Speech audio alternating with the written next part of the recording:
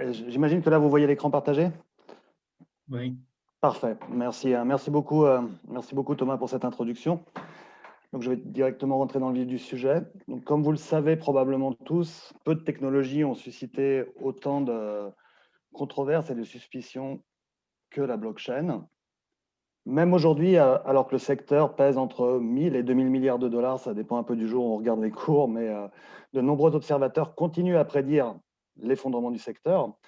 Et donc, on voit bien qu'il y a une sorte de malentendu qui entoure cette technologie. Est-ce qu'elle est là pour rester? Est-ce que c'est une promesse vide? Et donc, c'est un peu à cette question qu'on va essayer de répondre. Mais au risque de tuer le suspense, je préfère annoncer d'entrée que je ne vais pas trancher le débat. Et en particulier, je ne répondrai pas à la question de savoir si Bitcoin est surévalué ou non. L'objectif de cette présentation sera plus modeste. Je vais essayer de vous transmettre mon intuition quant à la proposition de valeur spécifique au blockchain et ce faisant de clarifier une partie des malentendus qui entourent la technologie. Vu la durée limitée de la présentation, je me permets de me lancer sans plus attendre dans la description de son contenu. Donc, tout d'abord, je vais d'abord commencer par définir brièvement ce que sont les blockchains, puis j'expliquerai pourquoi elles rendent possible la création de la rareté numérique. Ensuite, je vais retracer le lien entre décentralisation et désintermédiation.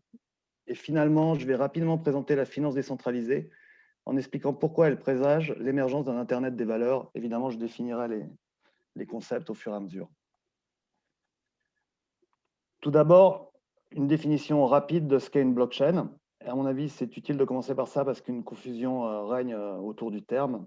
Il est utilisé de manière assez vague afin de désigner des objets fondamentalement différents. Donc le mot blockchain au sens le plus strict, c'est une base de données organisée en blocs. Donc dans chaque bloc, vous avez un ensemble de données et les blocs sont reliés entre eux grâce à un procédé cryptographique, plus précisément une fonction de hachage. Pour ceux d'entre vous qui ne sont pas familiers avec la notion de fonction de hachage, vous pouvez y penser comme à une fonction injective et non invertible. Donc, si vous avez deux x, donc x et x1 et x2, et vous prenez leur image, h de x1 et h de x2, leurs images devront être différentes. Il n'y a pas de collision. Deuxièmement, la fonction est non invertible d'un point de vue pratique, dans le sens où si vous avez un y aléatoire, vous ne pouvez pas retrouver le x qui, quand on fait h de x, génère le y. D'un point de vue pratique, c'est une fonction qui est non invertible, ou one-way function en cryptographie. Donc, la base de données elle-même, donc, comme vous le voyez là, dans la slide, les données sont incluses dans des blocs et chaque bloc inclut un hash. Donc, et ce hash, en fait, contient l'information du bloc plus l'information du bloc précédent. Et donc, cette en-tête, qui contient le hash de l'information contenue dans le bloc et dans le bloc précédent, relie les blocs entre eux. C'est ça qui les chaîne entre eux. Quel est l'intérêt de faire ça? L'intérêt, que ça vous permet de générer un registre inaltérable, ou plus précisément, un registre où toute altération sera facilement détectable. Pour vous montrer pourquoi, imaginez que vous ayez un attaquant qui voudrait saboter votre base de données et la modifier. Donc, il irait, dans cet exemple, sur le bloc 1, là, il y a un petit éclair qui indique la tentative de sabotage. Donc, il modifie les données dans le premier bloc, un bloc ancien. Maintenant, ce bloc, comme la fonction de hachage est injective, il va modifier l'image de la fonction. Donc, si vous hachez l'information dans le bloc, vous allez avoir une autre image. Donc, le hash du premier bloc va être modifié. Mais ce qu'il faut comprendre, c'est que le deuxième bloc, dans le hash du deuxième bloc, il y a aussi l'information qui est contenue dans le bloc précédent. Et donc, vous allez avoir un conflit entre le hash généré par le premier bloc et le hash contenu dans le deuxième bloc. En pratique, cela veut dire que l'adversaire qui a voulu altérer le contenu dans le premier bloc va devoir aussi altérer le pointeur de hachage du second bloc et répéter cette opération pour tous les blocs successifs. Ce qui générera éventuellement une incohérence avec le hachage en haut de chaîne. Pratiquement, qu'est-ce que ça veut dire? Ça veut dire que si vous voulez vérifier l'intégrité de la chaîne, vous n'avez pas besoin de garder toute l'information de la base de données qui peut être gigantesque. Vous n'avez besoin que de garder le dernier hash, qui est en fait une information de 256 bits, donc très petite. Et ça vous permet de vérifier à tout moment si quelqu'un a modifié la base de données. Donc, avec une information de 256 bits, vous pouvez vous garantir la détection de toute modification de la base de données. Et la base de données en elle-même peut être gigantesque et la modification minime juste de 1 bit. D'accord? Donc ça, c'est la blockchain au sens réellement étroit du terme. C'est un concept qui existe depuis plusieurs décennies et qui n'est pas en soi révolutionnaire. La blockchain moderne combine cette notion de structure de base de données avec une structure de validation des nouvelles données. C'est pour ça qu'il y a un flou dans la terminologie. On parle de blockchain privée et de blockchain publique. Donc là, la distinction entre privé et public ne vient pas de la structure de la blockchain sur les données passées, mais du processus de validation et d'intégration de nouvelles données au sein de la blockchain. Dans le cadre de la blockchain privée, la certification des données incluses dans les blocs est effectuée par des acteurs préalablement accrédités, par exemple un consortium. Dans le cadre de la blockchain publique, la certification est effectuée de manière purement décentralisée par des acteurs participant à un protocole de validation ouvert à tous. Et le terme évidemment clé, c'est ouvert à tous. Tout le monde peut être un validateur. Donc, comme nous le verrons plus tard, dans le cas de Bitcoin, les validateurs sont les mineurs et tout le monde peut être un mineur. Si vous voulez, demain, vous pouvez vous amuser à miner avec votre ordinateur portable.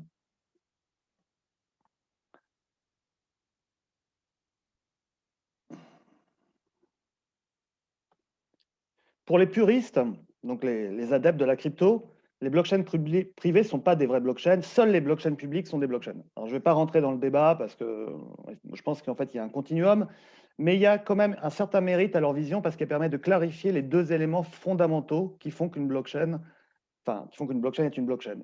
Donc, premièrement, comme je vous l'ai montré, il faut une base de données inaltérable ou dont les altérations sont facilement détectables.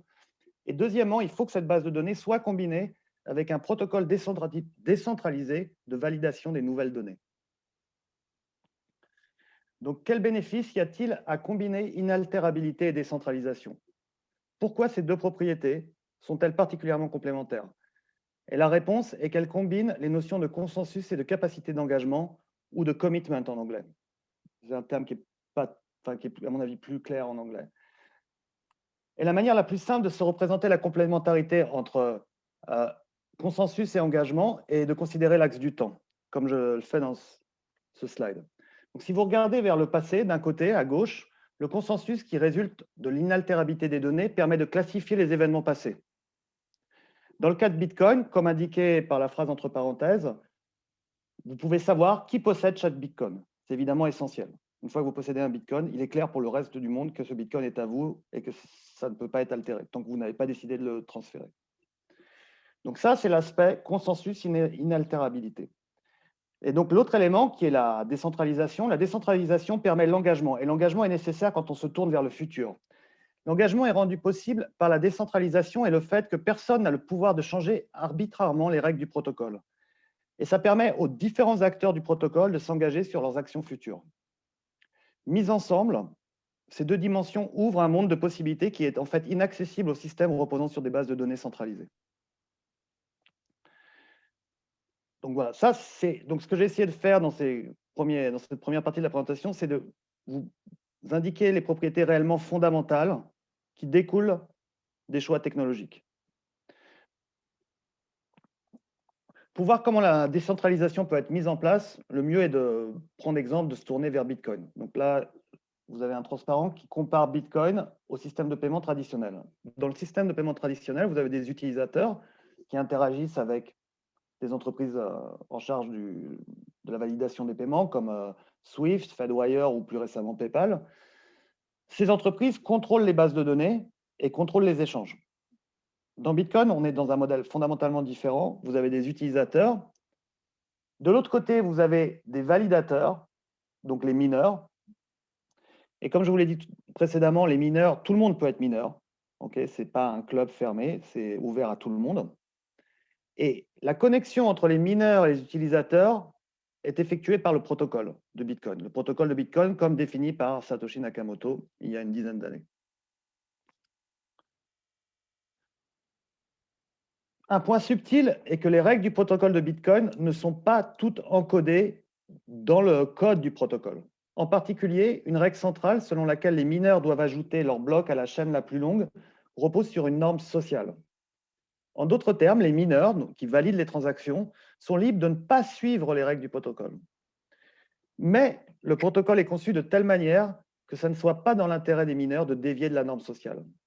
Et donc, il s'appuie sur la capacité de coordination des incitations économiques. On peut, à ce titre, penser à Bitcoin comme à une sorte de cyborg, moitié humain, moitié machine. Il y a des règles dans le protocole, mais il y a des humains, les mineurs, qui interagissent avec le protocole et qui ont leur libre arbitre. Et cette combinaison entre règles algorithmiques et incitation économique est une innovation majeure de Satoshi Nakamoto. Jusqu'avant lui, les protocoles informatiques étaient conçus de manière, si vous voulez, close, avec des règles informatiques, alors que là, on a une interaction et le bon fonctionnement du système repose à la fois sur les règles algorithmiques, mais aussi sur les incitations économiques des agents qui sont libres, mais qui finalement vont faire ce qu'ils sont censés faire parce que c'est dans leur intérêt. Ça, c'est réellement une révolution d'un point de vue de la conception du système.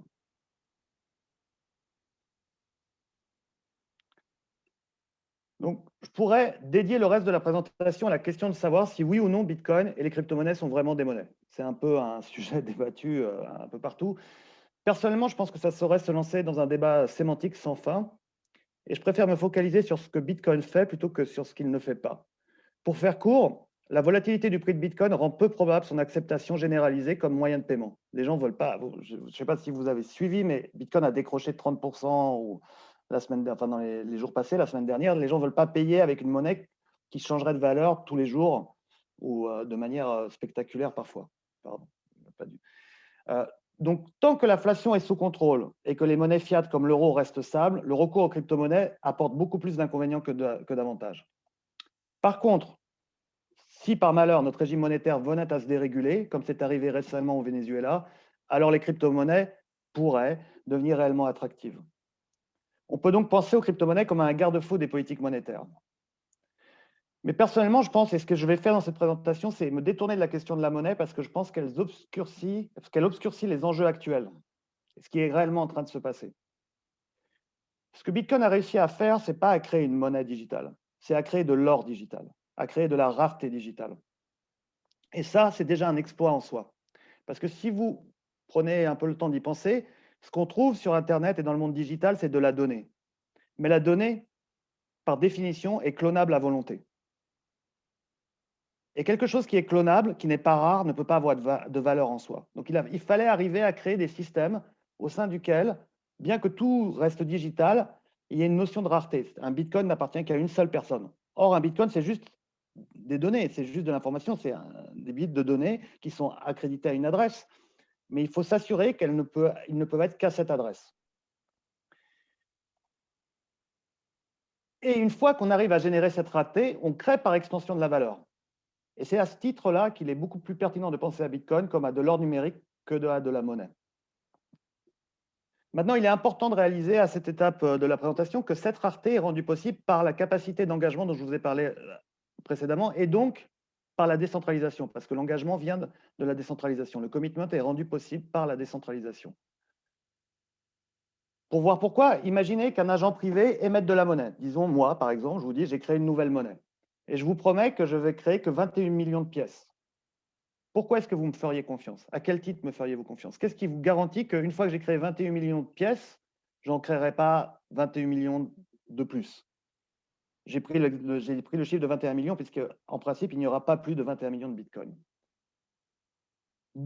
Avant Bitcoin, la solution à ce problème bien connu de la monnaie, donc de la crédibilité des instances monétaires, consistait à se reposer sur des institutions comme les banques centrales qui mettent en jeu leur réputation. Donc, dans le jargon des économistes, on s'appuie sur un jeu répété, la réputation, qui permet de soutenir des équilibres non accessibles dans le jeu non répété, où vous n'auriez pas des interactions répétées. Donc, dans la réalité, donc, ce qu'on a, c'est des banquiers centraux pour lesquels leur réputation est importante et qui ne vont pas imprimer de la monnaie à tout va. Bitcoin remplace cette technologie sociale par un protocole décentralisé.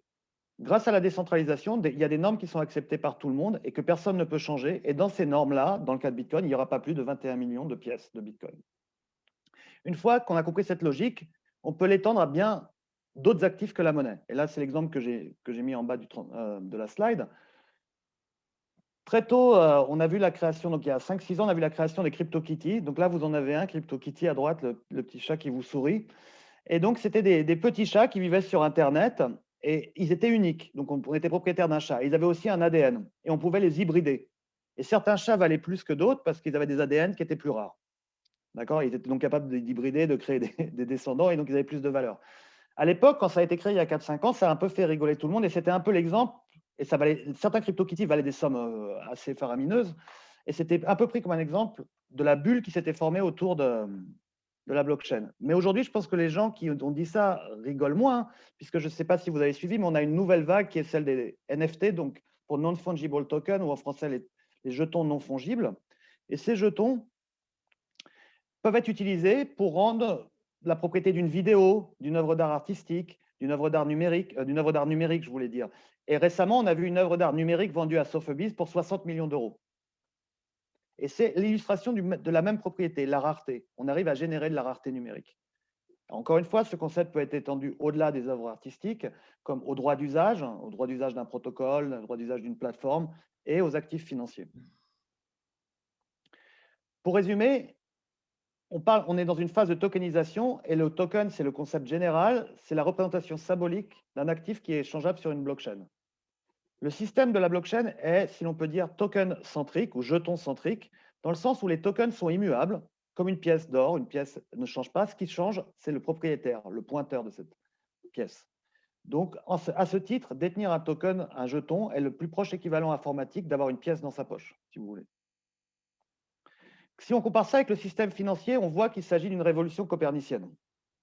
Dans le système financier actuel, on a différentes banques. Là, je vais commencer à me focaliser particulièrement sur la finance, et chaque banque a son registre. Donc, la BNP a son registre, la Société Générale a son registre. Et quand vous transférez des actifs ou de l'argent de la BNP à la Société Générale, elles se mettent d'accord, elles communiquent et elles s'assurent que leur registre reste consistant avant et après le transfert. Donc, si moi j'envoie de l'argent de mon compte à la BNP vers la Société Générale, eh bien, l'argent sera retiré de mon compte à la BNP et crédité à la Société Générale. Mais comme c'est des comptes et des bases de données séparées, effectivement, il faut qu'il y ait des intermédiaires dont le rôle est d'assurer la cohérence des bases de données. Et par-dessus, il faut en plus de la supervision pour s'assurer que les différents acteurs suivent bien les règles du jeu. Donc, maintenir, pour ceux qui travaillent dans la finance et dans la gestion des bases de données, vous savez très bien que maintenir l'interopérabilité des bases de données, c'est un processus coûteux et complexe. Une manière de le dire, c'est qu'on observe, en fait, on a une réelle balkanisation des données, où les échanges s'opèrent souvent sur des bases bilatérales, et l'absence de confiance entre les différents partenaires aboutit à des flux d'informations souvent parcellaires et malheureusement parfois incohérents. Donc, des fois, on a des états entre les différentes bases de données qui sont… On obtient des états qui sont un peu incohérents, et donc il faut remettre les différentes bases de données en cohérence, ce qui peut être très coûteux. La blockchain, comme je l'ai dit, c'est une révolution copernicienne puisqu'on place la base de données au centre. En fait, on a une seule base de données et les acteurs vont agir avec cette base de données. Donc là, vous imaginez, vous avez une base de données où vous avez les actifs, vous avez la monnaie. C'est plus un ensemble de bases de données qu'il faut remettre en cohérence. Là, elle est cohérente par définition. Et là, c'est les différents utilisateurs qui vont interagir avec la base de données, avec leurs adresses dans la base de données. Donc, vous avez, là, vous pouvez penser aux différents utilisateurs comme aux différentes banques. Et l'avantage de cette approche est qu'évidemment, le système reste cohérent et qu'il n'y a plus besoin d'intermédiaires pour maintenir l'interopérabilité. Donc, c'est ce qui est répété dans cette slide. La cohérence garantie par la nature du système implique qu'on n'a plus besoin de réconciliation et que la supervision devient superflue. Et par implication, on n'a plus besoin d'intermédiaires et les coûts sont donc réduits. Bitcoin a illustré ça directement en montrant qu'on pouvait faire des transferts financiers tout en se passant d'intermédiaires financiers. C'est ça qui est le plus frappant dans Bitcoin. Vous envoyez de l'argent, ça se déplace au sein du protocole, parce que l'actif vit au sein du protocole, mais finalement, personne, aucune banque ne s'est mis au milieu. Et donc, vous n'avez pas de frais, ou très peu de frais. Maintenant, avant de passer à la finance décentralisée, je voudrais émettre une réserve. La désintermédiation est un très bon argument de vente, et c'est ce que fait la blockchain, mais il ne faut pas non plus exagérer le potentiel de désintermédiation. Pourquoi? Parce que de nombreux intermédiaires s'assurent de la conformité entre le monde réel et les données. Si vous voyez par une compagnie d'assurance, elle vérifie que quand vous déclarez un dommage, ce dommage existe bien dans le monde réel. Or, la blockchain n'a pas de prise sur la relation entre le monde réel et le monde digital. Dans le jargon de la blockchain, on parle de off-chain. Donc, ce qui est off-chain, c'est la réalité. Et ce qui est on-chain, c'est évidemment ce qui est sur la chaîne, c'est le monde digital. Ce que la blockchain permet, c'est de remplacer les intermédiaires dont le travail est d'assurer l'interopérabilité et la cohérence de la base de données au sein de la base de données. D'accord? Donc, on ne va pas observer une désintermédiation générale. Et si on comprend ça, on comprend pourquoi les premières applications de la blockchain, celles qui sont les plus frappantes, sont dans le monde financier. Pourquoi? Parce que d'abord, la finance a peu de lien avec l'off-chain, si vous voulez, avec la réalité. Les institutions financières manipulent principalement des valeurs symboliques, des actions, des titres qui n'existent que au sein de leur base de données, si vous voulez. C'est des représentations de la réalité, mais elles sont purement symboliques. Et deuxièmement, le système financier est à la fois hautement connecté. Quand vous déplacez de l'argent, vous pouvez le déplacer aux quatre coins du monde entre tout un ensemble d'acteurs qui ont tous des liens, qui se prêtent tous entre eux, mais il est à la fois très connecté et très fragmenté, et donc en grand besoin de reconsolidation.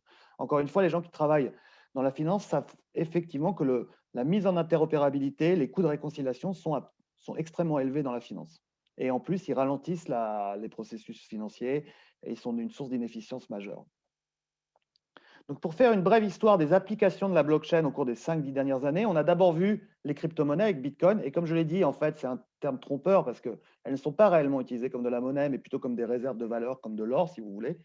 Mais le point fondamental de ces crypto-monnaies, c'est qu'elles ont illustré la capacité de la blockchain à créer de la rareté numérique grâce au consensus décentralisé. Ce concept, une fois qu'il a été appliqué, donc en fait, vous pouvez penser à Bitcoin comme, j'aime bien cette métaphore, comme l'email pour l'Internet. C'était la première proof of concept. On a vu que ça pouvait faire ça. Mais la blockchain peut faire beaucoup plus.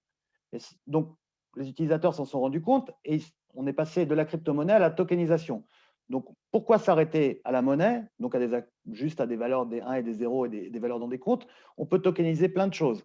Donc, on a vu là récemment, donc on voit qu'on tokenise des tableaux, des œuvres digitales, des titres financiers, des titres de propriété. Donc, on passe à l'étape où on virtualise au sein de la blockchain et du monde virtuel la propriété d'actifs financiers.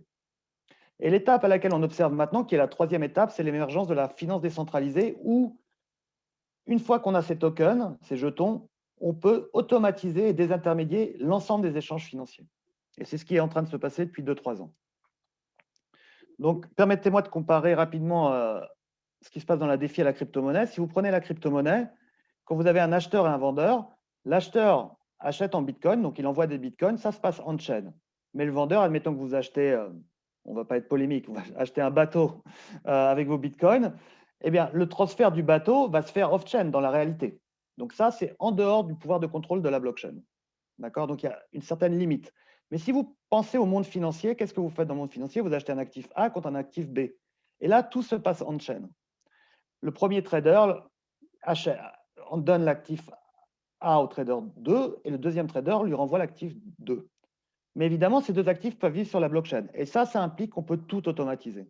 Et on automatise ça grâce aux smart contracts, ce qu'on appelle les smart contracts, qui sont des contrats digitaux qu'on peut écrire et qui permettent de garantir qu'à chaque étape de l'échange, tout est effectivement, se passe effectivement comme convenu initialement.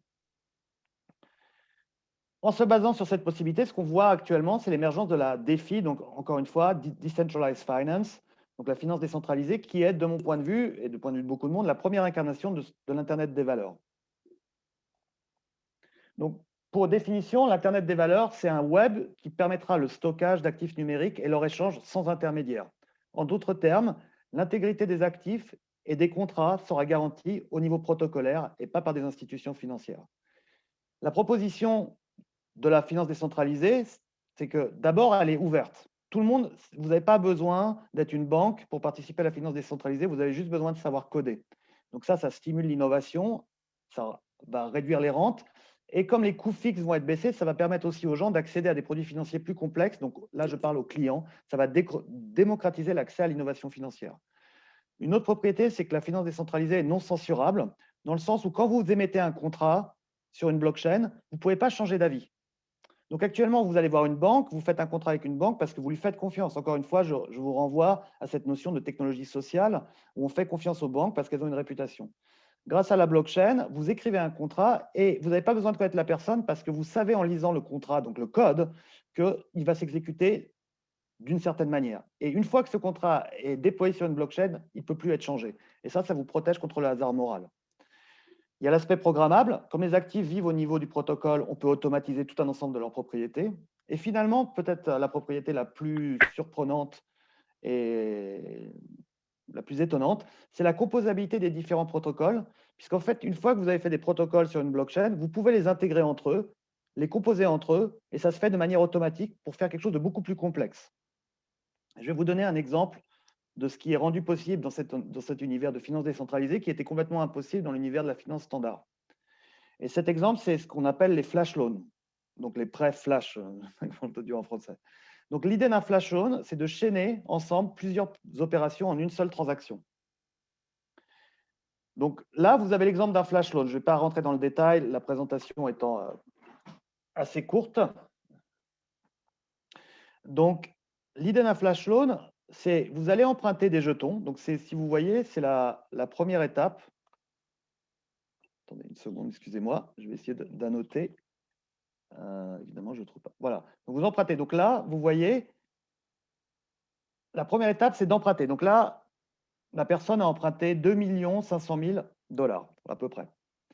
Ensuite, vous faites un ensemble d'étapes qui sont des étapes où vous allez sur différents protocoles. Donc là, ce qu'on voit, c'est que vous prenez les prêts, vous les retirez, ensuite vous les échangez. Donc en fait, là, ce qu'il y avait, c'est une opportunité d'arbitrage. Donc vous faites un ensemble d'opérations sur différents protocoles vous pouvez y penser comme à différents marchés financiers. Et à la dernière étape, ok, désolé, la dernière étape qui est là, vous repayez. Donc vous repayez le prêt que vous avez fait initialement. Et si vous voyez, c'est repayé d'un tout petit peu plus. Il y a un 3 à la fin du 1. La chose à comprendre, c'est que ce repaiement et cet emprunt a été fait dans un seul calcul. Donc, tout est instantané. Cet ensemble de calculs a été soumis à la blockchain. Qu'est-ce que ça veut dire? Ça veut dire qu'il y a deux possibilités. Soit vous arrivez à repayer, et donc la personne qui vous a prêté récupère son argent au taux d'intérêt qu'elle vous avait demandé. Soit vous n'arrivez pas à repayer, et c'est là que l'aspect magique arrive. Toute la transaction est annulée, et l'argent que vous avez emprunté est restitué à la personne qui vous l'avait prêté. Ce qui veut dire qu'il n'y a pas d'aléa moral pour le prêteur. Il n'y a pas de risque de contrepartie. Soit ça marche et il gagne l'argent, soit il récupère son argent. Soit ça marche et il gagne le taux d'intérêt, soit il récupère son argent. Et pour l'emprunteur, soit il arrive à faire son opportunité d'arbitrage, soit il n'y arrive pas et on revient à l'état précédent. Il y a une petite subtilité parce qu'il paie les coûts de calcul, mais en gros, c'est ça. Et ce qui est fondamental, c'est que comme le prêteur n'a plus de risque de contrepartie, il ne va pas demander de collatéral.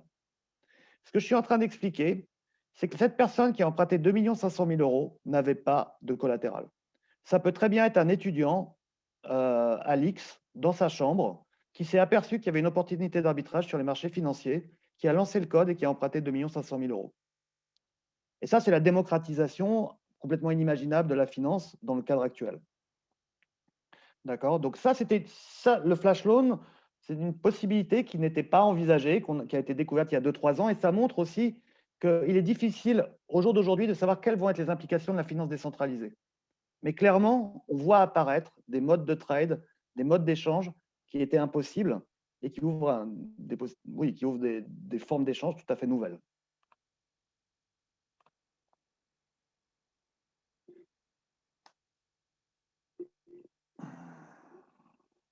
Excusez-moi.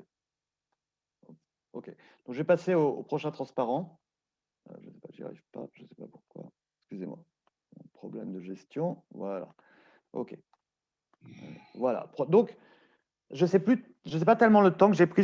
J'aurais dû mettre une montre, j'oublie tout le temps. J'imagine que j'ai dû déjà consommer la grande partie de mon temps et ce n'est pas grave si j'ai parlé trop vite, puisque comme ça, on aura plus de temps pour interagir. J'en arrive à ma conclusion. Donc, j'avais commencé la présentation en promettant une interprétation de la proposition de valeur spécifique au blockchain. Et j'espère qu'il est maintenant clair que, de mon point de vue, l'objectif fondamental de cette technologie est de favoriser le partage d'informations. Et ça me semble être un enjeu en fait majeur pour l'économie à venir, parce que nous sommes entrés dans l'ère du big data et de l'intelligence artificielle. Et ceux qui travaillent des algorithmes de machine learning savent que c'est des ogres qui ont toujours besoin de toujours plus d'informations. En fait, il y a presque, dans la capacité d'un algorithme de machine learning, la quantité d'informations qu'on lui donne est quasiment même presque plus importante que la méthode qu'on utilise. Il faut vraiment toujours les nourrir de plus d'informations. Et ce besoin croissant de données, évidemment, appelle le partage de données. Là, je me suis focalisé sur la finance parce que, pour des raisons que je vous ai expliquées, c'est le domaine dans lequel l'innovation est la plus active en ce moment dans la blockchain. Mais c'est quelque chose qui affecte bien d'autres secteurs. Les chaînes d'approvisionnement, on a vu que les chaînes d'approvisionnement, il y a un problème de partage de données. On a vu très bien avec le Covid. Donc, il y a vraiment des progrès à faire. La santé, on voit bien aussi que les données, l'information n'est pas assez partagée dans la santé et que la médecine du futur va clairement se baser sur le partage de l'information entre les différents acteurs de santé, l'assurance, etc. Donc, cette notion du partage de données traverse toute l'économie et clairement, avec elle, on verra, je pense, une diffusion des logiques venant de la blockchain à d'autres secteurs. Si on regarde l'état actuel de l'économie, les entreprises coopèrent pour la production des biens et de services, mais l'échange de données se fait souvent sur des bases bilatérales et beaucoup moins intégrées. Et ce manque de confiance, comme j'avais déjà dit, se traduit par des flux d'informations disparates et trop souvent incohérents. La réponse apportée à ça par la blockchain et au défi du partage des données, c'est qu'il faut passer par la construction de registres globaux et que ces registres globaux n'émergeront que s'ils sont décentralisés. Pourquoi? Parce que la décentralisation garantit que les données sont valides, protégées et surtout, et c'est ça le point fondamental, qu'elles ne sont pas la propriété d'une seule entreprise et d'une seule entité. Une des raisons qui empêche les entreprises à partager leurs données, c'est qu'elles ont trop peur de finalement se faire manger par une entreprise qui gérerait ces données, en fait. Imaginez que demain, on demande aux assureurs de mettre toutes leurs données sur Google. Évidemment, ils ne voudront jamais le faire parce qu'ils auront peur qu'à la fin, Google ait réellement le contrôle du secteur de l'assurance et finisse par les manger. Et ce que propose la blockchain en échange de ça, c'est un substrat technologique qui est neutre puisqu'il est décentralisé et qui va inciter les acteurs à coopérer et à partager leurs informations. Et à ce titre, les blockchains ne résolvent pas un problème technologique, elles résolvent un problème économique. Et je pense que c'est pour ça que les gens ne comprennent pas forcément à quoi ça sert. Si vous demandez à certains ingénieurs, ils vont vous dire, mais en fait, la blockchain, c'est juste une perte de temps parce que vous pouvez utiliser une base de données centralisée, ça marche beaucoup mieux, ça va beaucoup plus vite et ça coûte moins cher. Et c'est vrai. Mais le point est que si vous avez différents acteurs dans l'économie qui sont potentiellement des concurrents, donc différentes banques, différentes assurances, elles ne vont jamais partager leurs informations au sein d'une base de données centralisée contrôlée par une autre autorité. Il y a un problème de coopération. Et pour obtenir cette coopération, il faut aligner les incitations. Et cet alignement passe par la décentralisation, le fait que les données ne peuvent pas être contrôlées par une seule entreprise. Sinon, vous n'aurez pas la coopération des différents acteurs.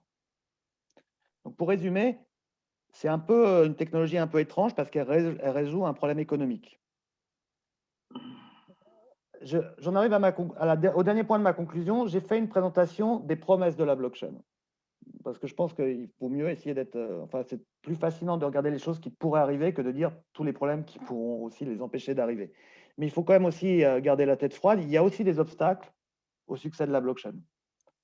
Et j'aurais pu faire une liste très longue, faire une présentation d'une heure de tous les problèmes qui empêchent la blockchain forcément de décoller ou d'être adoptée de manière plus générale.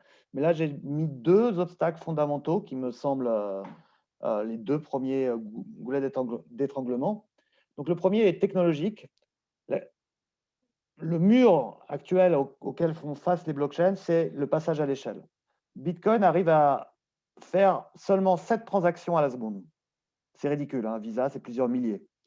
Alors évidemment, il y a des moyens de passer à l'échelle, les gens travaillent dessus, mais on n'est pas encore certain qu'on arrivera à créer des blockchains décentralisées, réellement décentralisées, qui sont capables de traiter un nombre très important de transactions à la seconde, donc capables de gérer ce fameux Internet des valeurs. Et le risque avec les solutions qui sont proposées actuellement, c'est d'avoir une fragmentation avec plein de blockchains, et on reviendra à la case de départ parce qu'il faudrait s'assurer de l'interopérabilité entre ces blockchains. Je pense personnellement que ces obstacles technologiques vont être surmontés. Je ne sais pas comment exactement, enfin, il y a plusieurs pistes, je ne sais pas laquelle va gagner, mais il y aura des solutions. Mais pour arriver à répondre à ces challenges, on a besoin de nouvelles compétences qui combinent informatique et théorie des incitations, donc ils font travailler ensemble des informaticiens et des économistes. Comme pour la raison que je vous ai expliquée avant, les blockchains sont vraiment des cyborgs, elles sont à la moitié ordinateur, à la moitié humaine. Et la moitié ordinateur revient aux informaticiens, mais la moitié humaine, pour étudier comment elle fonctionne, ça reviendra aux économistes. Il faut qu'ils apprennent à travailler ensemble avec un nouveau ensemble de compétences pour imaginer les blockchains futurs et surmonter les obstacles technologiques qu'on observe actuellement. Et le deuxième point qui est fondamental, c'est qu'il faut que la régulation s'adapte. Et aussi que les blockchains et la crypto s'adaptent. Pour l'instant, on a un peu… les deux mondes se regardent un peu en chien de faïence, donc les régulateurs n'ont pas voulu payer trop… Enfin, ils ont regardé ce qui se passait dans la blockchain, mais n'ont pas forcément adopté le cadre rapidement, en pensant peut-être que ça passerait. Et maintenant, on voit que c'est devenu un secteur assez important. Et la crypto qui s'est développée un peu en marge, enfin même carrément en marge de la régulation, un peu est très en défiance par rapport au régulateur. Il faut qu'ils commencent à se parler finalement pour créer un cadre qui réponde aux attentes du régulateur. Parce que le problème actuel, le problème fondamental, c'est que dans le monde de la blockchain publique, décentralisée, donc Bitcoin, mais aussi Ethereum et toutes les crypto-monnaies, elles reposent sur le pseudo-anonymat. C'est-à-dire qu'en fait, vous pouvez créer plein d'identités. Et évidemment, le pseudo-anonymat, ça rend impossible, enfin, disons très difficile, la lutte contre le blanchiment d'argent. Et c'est évidemment quelque chose d'inacceptable. Et donc, on a besoin d'un nouveau cadre juridique qui va favoriser une innovation qui soit compatible avec les objectifs du régulateur. Et pour ça, il est temps que les startups et les régulateurs se mettent à coopérer ensemble. Et j'espère que c'est l'étape, que c'est bientôt. Donc, ces innovations technologiques combinées avec une régulation plus intelligente permettront de voir une diffusion plus large de cette technologie. Parfait, merci beaucoup Julien. Merci pour cet exposé très clair et extrêmement intéressant. Alors, je vous propose de passer à la partie de questions et de réponses. Merci. Il y a loué une quinzaine, vingtaine de minutes. Alors, c'est un petit défi pour toi, Julien, parce que je crois qu'on doit avoir déjà à peu près une 20-25 questions, pas sûr de pouvoir toutes les traiter. Je propose néanmoins de pouvoir commencer dès à présent avec une question, je pense, assez globale qui est posée par Xavier Dupont, qui pose la blockchain peut-elle se comparer au stack TCP/IP dans l'Internet? Je vois pas trop en quel sens on pourrait faire cette comparaison, mais non, je ne vois pas le rapport, pour être honnête. Okay. Désolé. Ah ben, je suis économiste, peut-être que. Est-ce que la question pourrait être précisée? Sous quel angle je vais demander si Xavier peut préciser dans le chat et on pourra peut-être essayer d'y revenir par après. Ensuite, on va revenir à des questions posées par Hugues Corbeau. Comment sont payés les coûts de fonctionnement de la crypto-monnaie, des crypto-monnaies de manière générale? Alors, dans Bitcoin, très simplement, c'est comme le baron de Munchausen qui se tirait par les cheveux. Je ne sais pas si vous connaissez cette scène où il est dans la boue, il se tire par ses propres cheveux. Eh ben, c'est pareil, les coûts de fonctionnement sont créés par l'émission de monnaie. Donc les mineurs ont un coût, actuellement un coût assez important, d'accord, de fonctionnement, des coûts d'électricité principalement et d'achat des machines. Et ben, en fait, quand ils gagnent la compétition, qui crée un nouveau bloc, ils sont payés en Bitcoin. Donc, dans ce sens-là, c'est comme le baron de Munchausen, c'est-à-dire qu'en fait, c'est payé par la création de nouvelles monnaies. C'est un peu paradoxal, mais c'est comme ça. Très bien. Donc, pratiquement toutes les 10 minutes, on a, je crois là, c'est 6 bitcoins, je ne sais plus, en fait, je devrais le savoir. Je crois qu'on est à 6, donc on a 200 000 euros qui sont distribués, 200 000 dollars qui sont distribués toutes les 10 minutes. Très bien. Merci beaucoup. Plusieurs questions posées par Antoine Godin qui pose des questions plutôt techniques concernant les forks notamment et la cohérence perdue. Donc, tu soutiens dans ton exposé qu'une blockchain assure la cohérence d'un registre, mais qu'une chaîne peut forker et perdre de sa cohérence. Il donne l'exemple du fork de l'Ethereum classique, de ce que je comprends. Est-ce que tu peux commenter un petit peu? Alors, oui, tout à fait. Donc, c'est vrai que j'ai voulu me focaliser sur l'utilisation de la blockchain parce que je pense que c'est là où il y a beaucoup de malentendus et pas rentrer dans les aspects techniques. Mais évidemment, j'ai présenté les blockchains comme si elles étaient tout le temps en cohérence et ce n'est pas tout à fait vrai. Il y a des instances où elles bifurquent. Donc en fait, la cohérence, ça veut simplement dire qu'il y a une seule histoire, un consensus sur l'histoire, mais par moment, il arrive que ce consensus se rompe et qu'on observe des forks. Donc une bifurcation. En pratique, il y a deux types de bifurcations, des bifurcations aléatoires qui ont tendance, enfin qui en pratique dans Bitcoin se sont toujours résolues, donc qui durent peut-être quelques minutes ou quelques dizaines de minutes. Et il y a des bifurcations où c'est le consensus social au sein de la communauté qui se rompt. Donc dans Ethereum classique, ce qui s'était passé, c'est qu'il y avait eu un bug dans un smart contract et la communauté avait décidé de revenir en arrière pour effacer ce bug. Mais ça, c'est quelque chose qu'une partie de la communauté a refusé et donc elle a bifurqué en créant une autre branche. Donc effectivement, comme la décentralisation se base sur un consensus social, si ce consensus social est rompu, on observe aussi une bifurcation de la base de données. Très bien, merci. Une question d'Alain Delorme qui demande à préciser justement un peu le fonctionnement des miners, des mineurs, de leur légitimité et surtout leur coût dans le fonctionnement de la blockchain de manière générale. Alors, leur légitimité, ils n'en ont aucune, puisque tout le monde peut être mineur, d'accord? Donc, on ne sait pas trop ce qu'ils font. Leur fonctionnement, donc dire ce qu'ils font plus précisément. Oui, enfin, sur leur légitimité et leur coût dans le fonctionnement. Alors, leur légitimité, encore une fois, ils n'en ont pas. Tout le monde peut, il y a pas, c'est ça l'idée, c'est que demain, si vous voulez, tout le monde peut être mineur. Ce qu'ils font, c'est qu'en fait, c'est absurde, hein. Il y a une absurdité, hein, dans la preuve de travail sur laquelle repose Bitcoin, c'est qu'ils jouent à un jeu. En fait, ils font plein de calculs pour essayer de trouver la solution, si vous voulez, d'un sudoku géant. Enfin, c'est pas exactement ça, mais c'est un problème cryptoactif géant. Et donc, tout ce qu'ils peuvent faire, c'est calculer, calculer, calculer. Actuellement, pour trouver la solution, il faut faire plusieurs trillions de milliards d'essais. D'accord? Donc, avec votre ordinateur, vous n'avez aucune chance. C'est des usines entières de machines qui tournent et font des essais aléatoires jusqu'à trouver la solution à un problème qui est déterminé par le protocole. Le coût, c'est quoi? Il faut acheter les machines et il faut les abreuver en électricité. Et comme on parle de millions, on parle peut-être millions, je sais pas, dizaines de milliers, centaines de milliers de machines qui tournent, c'est un coût assez élevé, de l'ordre de plusieurs centaines de milliers de dollars toutes les 10 minutes dépensées. Alors, pour vous donner une idée, Bitcoin consomme entre 0,5% et 1% de l'électricité mondiale, l'équivalent de la Suède ou quelque chose comme ça. Alors, c'est justement la transition est parfaite parce que beaucoup de questions reviennent autour de ce sujet sur les émissions de CO2 des tokens, des bitcoins, des questions qui sont posées par Lydia Sébastien, par Hugues Corbeau, François Baud également, sur la consommation d'énergie des blockchains. On a vraiment une question éthique en fait, qui se pose à travers la blockchain de manière générale et je pense que les bitcoins et les cryptocurrencies prennent justement les premières critiques. Alors, Bitcoin est basé sur ce qu'on appelle la preuve de travail et je vous ai un peu décrit à l'instant ce que c'était, enfin très rapidement. Et donc effectivement, comme ils passent leur temps à consommer de l'énergie, ben voilà, c'est pas du tout, ils ont une empreinte écologique catastrophique et c'est indéfendable, je pense. Il ne faut pas tourner autour du pot, c'est indéfendable. Certains mineurs disent qu'ils utilisent des énergies vertes, mais quoi qu'il en soit, c'est clairement indéfendable. On voit par exemple dans l'État de New York, il y a des villes où les gens sont carrément en rébellion parce qu'au nord de l'État de New York où il fait froid, ils font beaucoup de minage, les gens sont en rébellion parce qu'ils ont vu leur facture d'électricité exploser. Donc c'est des trucs complètement délirants parce que les mineurs sont installés à côté d'eux. Donc c'est indéfendable. Maintenant, il y a une chose à dire, c'est qu'il y a des solutions qui sont basées sur ce qu'on appelle la preuve d'enjeu, je n'ai pas le temps d'expliquer, mais qui ne consomment pas d'énergie. Enfin, en tout cas, pas autant d'énergie, pas du tout dans de telles proportions. Et donc, l'avenir de la blockchain, si elle est adoptée largement, ça va être de basculer de la preuve de travail vers la preuve d'enjeu. D'accord? Et par exemple, vous avez dit, Thomas, vous avez présenté la Share en disant que la Share était co-sponsorisée par Tezos, qui est donc une blockchain française. Tezos est basée sur la preuve d'enjeu, et donc Tezos n'est pas polluant. D'accord? Et donc, à terme, et ça, c'est un des enjeux technologiques, c'est de basculer vers cette technologie qui n'aura pas les coûts de pollution. D'accord? Maintenant, la question, est-ce que Bitcoin va le faire? Ça, c'est pas sûr, parce que c'est une communauté d'irréductibles, si vous voulez. Ça marche.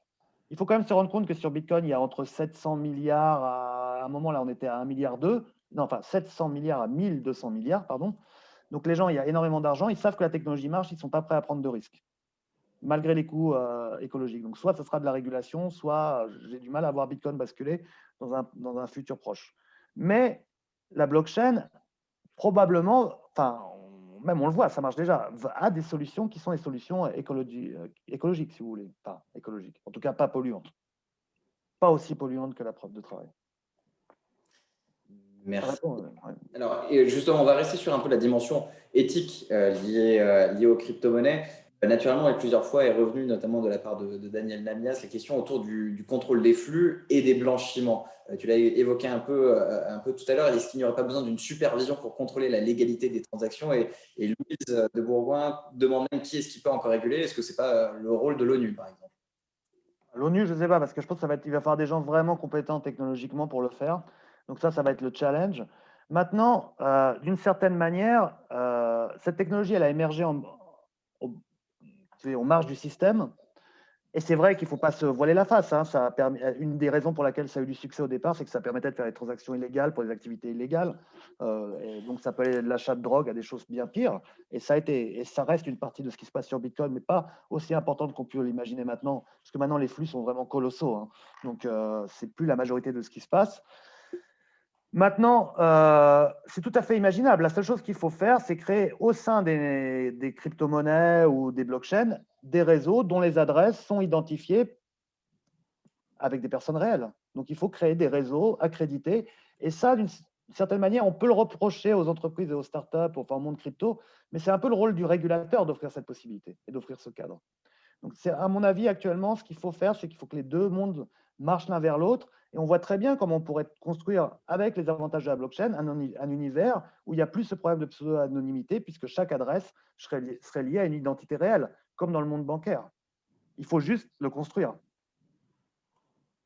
Parfait. Alors, justement, on va rentrer dans une période, dans un temps de très grands progrès, peut-être même d'avancées très importantes. Le Bitcoin donne un peu la cryptocurrency donne une idée de l'infini. Et de l'autre côté, émerge de nouvelles méthodes, de nouvelles potentialités de calcul à travers le calcul quantique. Est-ce que c'est une opportunité, c'est une menace, c'est une nouvelle perspective pour la blockchain?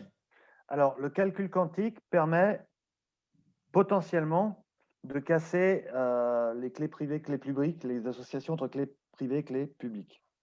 Donc, enfin, de retrouver à partir d'une clé publique la clé privée. Mais il ne permet pas de casser les fonctions de hachage, a priori. Alors ça, je parle sous couvert de mes collègues cryptographes qui m'ont expliqué ça. Encore une fois, je suis économiste, c'est ce que j'ai compris. Donc, il y a les algorithmes quantiques, on sait qu'ils pourraient potentiellement. Alors, donc effectivement, l'architecture de Bitcoin actuellement, c'est pas clair qu'elle pourrait résister. Parce que, encore, c'est pas clair parce qu'ils hachent les adresses et les hachent des clés publiques. Enfin bon. Mais donc, c'est pas clair qu'elle pourrait résister. Mais ce serait juste un amendement. Il faudrait trouver des associations de clés publiques et clés privées qui sont résistantes aux capacités de calcul des ordinateurs quantiques, enfin aux algorithmes spécifiquement quantiques. Donc, il faudra un amendement.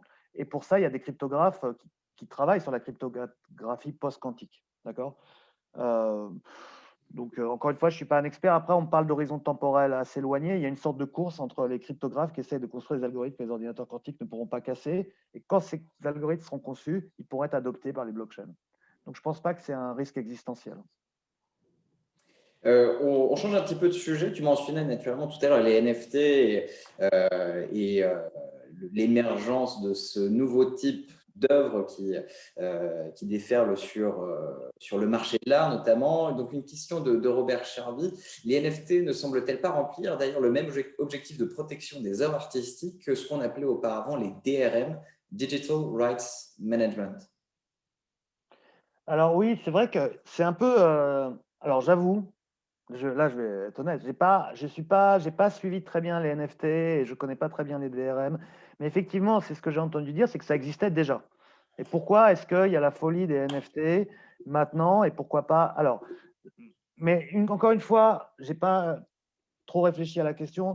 De mon intuition est qu'il y a deux choses, c'est que grâce à la blockchain, ça a rendu particulièrement facile de créer des NFT, alors qu'avant les DRM, il fallait comme des institutions qui étaient reconnues, alors que là, n'importe qui peut, si vous voulez créer un NFT, l'émettre sur Ethereum, et donc ça crée une sorte de compétition et d'émulation.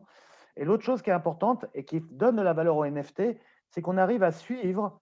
En fait, ils ont créé un marché. C'est-à-dire qu'en fait, ce qui se passe, c'est imaginez, vous achetez une vidéo de ce que les gens font de LeBron James qui dunk. Ok, il y en a qui se vendent pour plusieurs centaines de milliers de dollars maintenant. Et ce que les gens peuvent voir, c'est à combien elle a été achetée, puis à combien elle a été vendue et revendue et revendue. Et donc, en fait, il y a une sorte de spéculation. Les gens peuvent voir l'histoire des prix. Et ça, c'était beaucoup plus difficile avec les anciennes technologies parce que c'était falsifiable potentiellement. Et voilà, et donc ça favorise une forme de transparence. Et en plus, ce que vous pouvez faire, c'est par exemple, si vous faites une œuvre d'art, vous pouvez garantir à l'artiste de l'œuvre digitale qui va, à chaque fois que vous la revendrez, par exemple, prendre, disons un chiffre, 50% de la plus-value. Et ça a incité les artistes à rentrer dans le système. Parce qu'ils ont aussi leur gain. Vous voyez, les artistes ne gagnent pas la première fois qu'ils vendent, ils vont gagner à chaque fois que l'œuvre est revendue. Et ils gardent une. Vous voyez, ça, c'est assez incroyable. Et comme c'est sur une blockchain, on ne peut pas vous arnaquer, entre guillemets, dans le sens où vous pourrez toujours suivre toutes les ventes. On ne peut pas vous les cacher. Alors qu'avant, c'était potentiellement, on pouvait vous les cacher. J'ai l'impression que c'est ces deux propriétés-là qui font que les NFT fonctionnent. Après, ça m'a un peu surpris, cette explosion. Donc, voilà. Super. J'ai une question pour toi, j'ai vraiment une question d'économiste.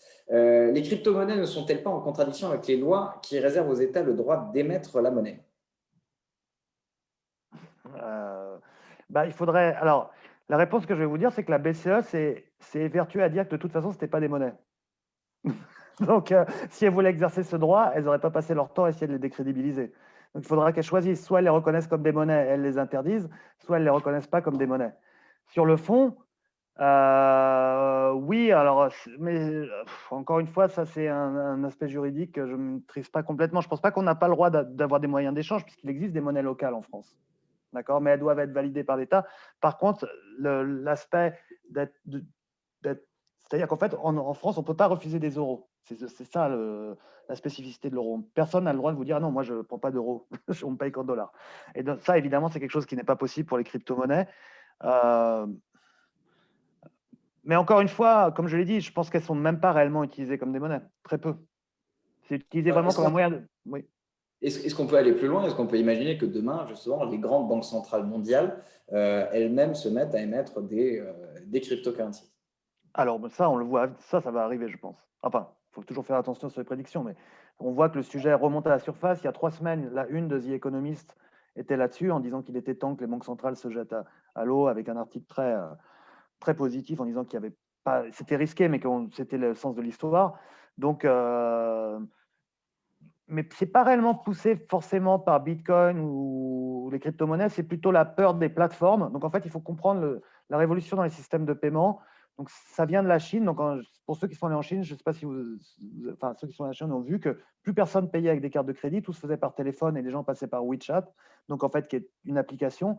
Et la peur, le risque, c'est qu'à terme, les systèmes de paiement soient contrôlés par les plateformes, donc un peu Libra avec Facebook, et donc une perte de contrôle de la masse monétaire par les banques centrales. Et donc la Banque centrale de Chine a déjà émis sa monnaie digitale, donc ça c'est déjà fait, d'accord. Et la Banque centrale européenne a annoncé que l'horizon 2024, la Suède devrait y aller avant, le Canada en parle. Donc ça voudrait dire qu'on pourrait avoir potentiellement sur notre téléphone des jetons de monnaie, des euros digitales, mais qui sont réellement garantis par la Banque centrale. Et comme ça, elle gardera un contrôle sur le système de paiement et elles éloigneraient la menace de son appropriation par des grosses plateformes comme Facebook ou Amazon. Très bien. Il est 19h05, je propose de conclure peut-être avec une dernière question qui est là encore sur une dimension assez géopolitique, géoéconomique, une question qui est posée justement sur la nationalité des miners qui sont aujourd'hui très majoritairement chinois et russes, sans porter le de valeur, mais naturellement, dès lors qu'une fonction est exercée par deux nationalités qui sont très identifiées, est-ce que ça pose problème, selon toi, dans l'équilibre à la fois économique, potentiellement même géopolitique de la blockchain et de tous les certificats qui vont émerger de cette technologie? Alors oui, de toute façon, toute forme de concentration est mauvaise, puisque l'idée, c'est de décentraliser. Donc, dès que ça commence à être un peu trop dans un endroit, c'est pas bon. Après, oui, les Chinois, les Russes, enfin, il y a toute l'Europe de l'Est, mais il y en a aussi pas mal en Scandinavie, il y en a pas mal en Amérique du Nord, au Canada. Mais effectivement, oui, c'est un peu inquiétant. En fait, l'idée, ça devrait être beaucoup plus décentralisé. On voit qu'il y a des pools, enfin des groupes de mineurs qui ont trop de capacité, particulièrement en Chine. Parce que la Chine a aussi produit les machines qui minent. Alors, c'est moins le cas aujourd'hui, mais il y a quelques années, elles étaient vraiment produites en Chine.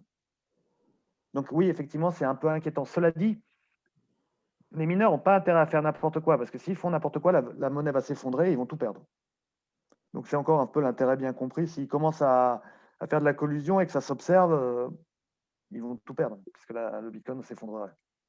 Très bien, merci Julien. Et peut-être pour terminer, une prévision, c'est extrêmement compliqué de quoi que ce soit sur les crypto-monnaies, mais simplement peut-être d'imaginer dans 5 ans, est-ce qu'on sera encore, est-ce que la technologie blockchain existera encore, est-ce qu'elle se sera considérablement développée ou est-ce qu'on sera déjà passé à autre chose?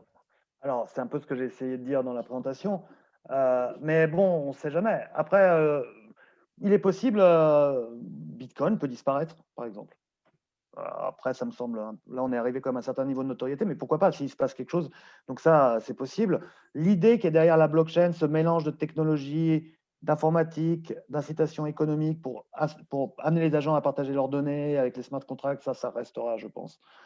La forme que ça prendra, on verra.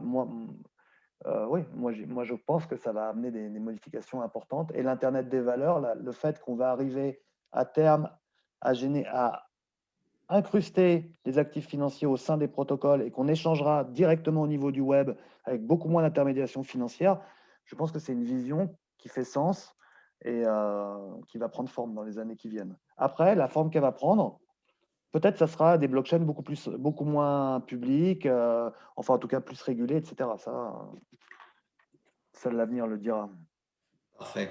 Julien, un très grand merci. Bravo à toi. Merci pour Merci à vous. l'exposé. Merci pour tes réponses aux nombreuses questions. Et encore désolé parce que nous avons dû naturellement sélectionner uniquement seulement une partie des questions, des très nombreuses questions qui ont été posées.